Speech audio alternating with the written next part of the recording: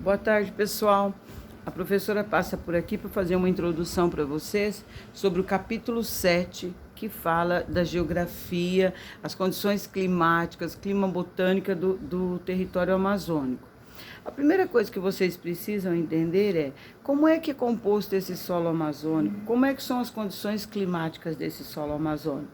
O solo amazônico, ele é extremamente úmido.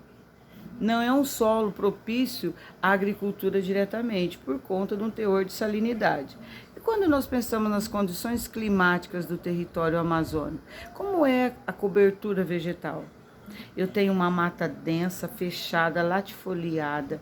Eu tenho uma biodiversidade, aliás, a maior biodiversidade existente está dentro da floresta amazônica. Eu tenho dentro do solo amazônico 3 tipos de chamada mata: a mata de várzea, a mata de terra firme e a mata de igapó.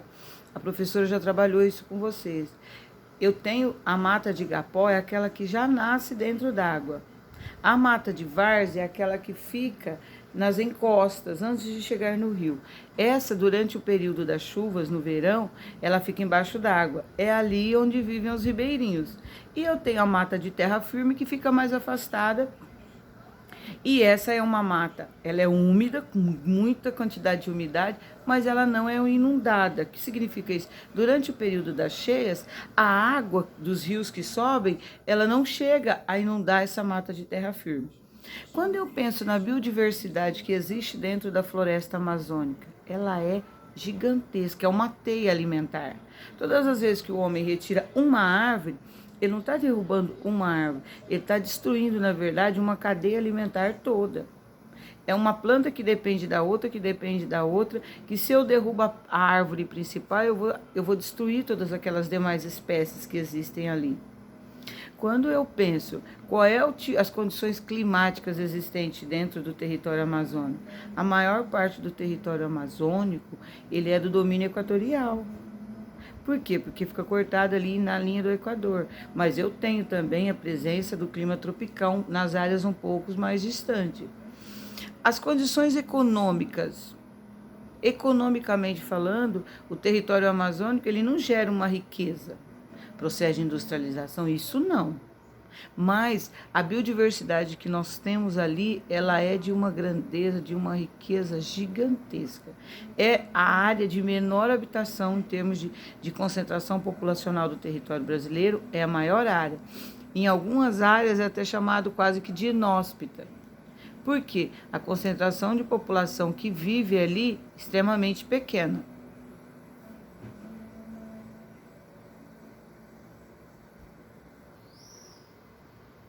Continuando, pessoal, falando ainda sobre a floresta amazônica, nós precisamos entender que quando a gente fala da cobertura vegetal, da quantidade de vegetação na mata, a maior parte da vegetação amazônica, das árvores, da floresta, é formada por uma mata densa e fechada. Depois eu tenho lá a chamada de floresta só densa, que é aquela floresta que ainda já dá para caminhar, que tem uma quantidade maior de penetração do sol. E eu tenho a chamada área de vegetação não densa, que é onde o homem já vem praticando hoje a agricultura.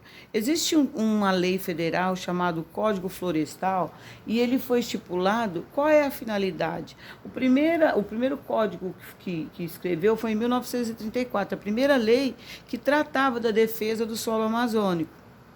Hoje, em 2012, foi assinado o último Código Florestal. O que significa um Código Florestal? É aquele que estipula todas as regras que que devem ser cumpridas dentro de um território. Então, o Código Florestal fala qual é a área que pode ser reflorestada, qual é a área que pode ser cultivada, qual é a área que é terminantemente proibido de mexer. E esse último Código Florestal de 2012, ele trouxe uma certa insatisfação para muitas pessoas. Porque alguns pesquisadores dizem que a defesa da natureza não foi tão afinco. Quando eu penso nas condições climáticas dentro desse território amazônico, eu tenho a presença de 2 massas muito fortes. É a zona de convergência intertropical, que é muito afetada pela massa equatorial continental e a outra é a massa equatorial atlântica. São as duas principais massas de ar que regem ali o território amazônico. O território amazônico, ele é constantemente úmido.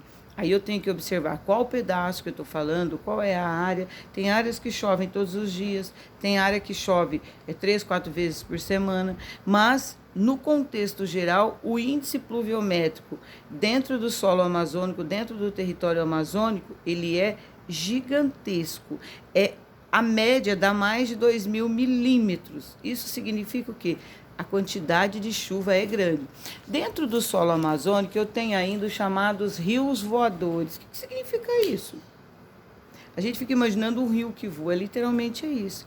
Por eu ter uma grande quantidade de água, por eu ter uma grande incidência dos raios solares, eu tenho uma grande quantidade de água em vapor, no estado de vapor. Então, todas essas nuvens que se formam aqui acima, no território amazônico, são chamados rios voadores. E esses rios voadores, eles servem, só para vocês terem uma ideia, como fonte de existência para abastecer vários outros rios. Porque as massas de ar, elas são levadas. E essas massas de ar que são levadas do território amazônico para outras partes, elas vão extremamente carregadas de umidade, carregadas de água no formato de vapor, daí chamados rio voador. Os rios voadores a água dos rios amazônicos evaporam e essas águas são levadas para outros territórios em forma de vapor. Vão para outro território e fica também dentro do território amazônico.